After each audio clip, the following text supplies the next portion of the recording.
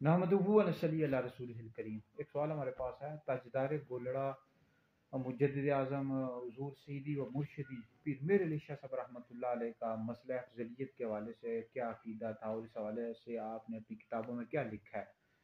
دیکھیں، اس حوالے سے ہم نے فتویٰ لکھا ہے، فتویٰ انشاءاللہ سوشل میڈیا پر، واٹس ایپ پر اور دیگر جگہوں پر شیئر کر دوں گا۔ دیکھیں، اہل سنت کا یہ عقیدہ ہے کہ انبیاء علیہ السلام کے بعد سب سے افضل حضرت سیدنا ابوبکر صدیق ہیں، پھر حضرت عمر ہیں، پھر حضرت عثمان ہیں، پھر حضرت علی ہیں۔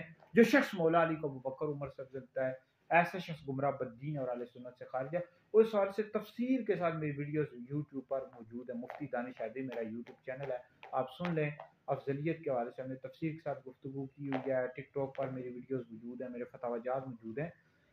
تو اس حوالے سے ہم نے احادیث سے ثابت کیا ہے، پھر صحابہ کے اقوال ہیں، پھر اہل سنت کا عقیدہ ہے، امام اعظم حنیفہ کا، امام شافعی کا، امام مالک کا، امام احمد بن حنبل کا، اور داتا صاحب کا، پھر غوث العظم شیخ عبد القادر جیلانی رحمۃ اللہ علیہ کا، پھر اعلیٰ حضرت امام اہل سنت امام احمد رضا خان فاضل بریلوی کا، اس طرح پیر میر علی شاہ صاحب رحمۃ اللہ علیہ کا بھی یہ عقیدہ ہے۔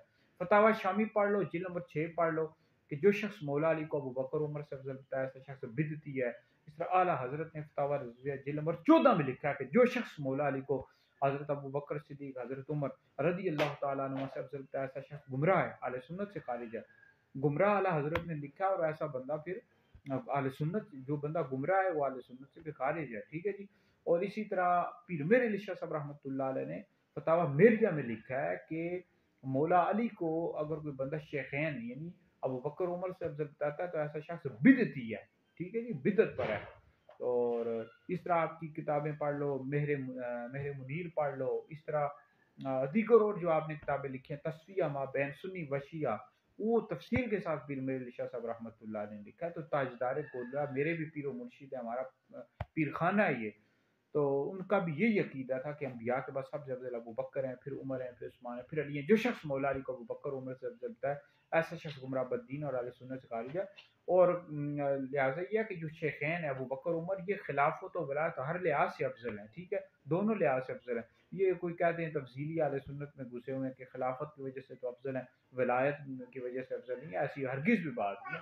خلافت و ولایت دونوں میں افضل ہیں، اور یہی اہل سنت کا عقیدہ ہے۔ کچھ لوگ کہتے ہیں جی اعلیٰ حضرت امام احمد رضا خان فاضل بریلوی نے یہ عقیدہ پھیلایا، باقی کسی نے نہیں۔ بھائی پیر میر علی شاہ صاحب کو پڑھو، میرے منیر پڑھو، فتاوی میرجع پڑھو، تصفیہ ما بین سنی و شیعہ پڑھو، غوث العظم پڑھو، امام اعظم پڑھو، سب نے لکھا ہوا ہے۔ تو اہل سنت کا اجماعی عقیدہ ہے، جو بندہ اس کا منکر ہے، گمراہ ہے، اہل سنت سے خارج ہے، ایسا بندہ شیعہ ہے۔ تو شیعہ اس طرح کی باتیں کرتے رہتے ہیں، اہل سنت ہرگز بھی باتیں اس طرح نہیں کرتے، کیونکہ ہمارا پیر و مرشد ہیں وہ پیر میر علی شاہ صاحب رحمۃ اللہ علیہ، ان کا عقیدہ میں واضح کرتا رہتا ہوں۔ ان کا یہی عقیدہ تھا کہ ابوبکر افضل ہے، پھر عمر، پھر عثمان، پھر علی، ٹھیک ہے جی۔ تو یہ ویڈیو سنیں، دیگر لوگوں تک پہنچیں، آپ لوگوں کے لیے بہت بڑا صدقہ جاری۔